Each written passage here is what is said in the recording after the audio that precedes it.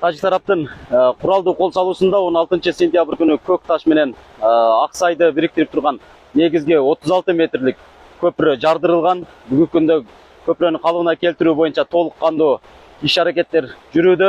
Мына ушул көпүрөгө кошумча убактылуу 28 метр болгон көпүрөнүн курулушу жакынкы 3 күн ичинде бүткөрүлүп, ал эми жардырылган көпүрө андан соң калыбына келтирилет.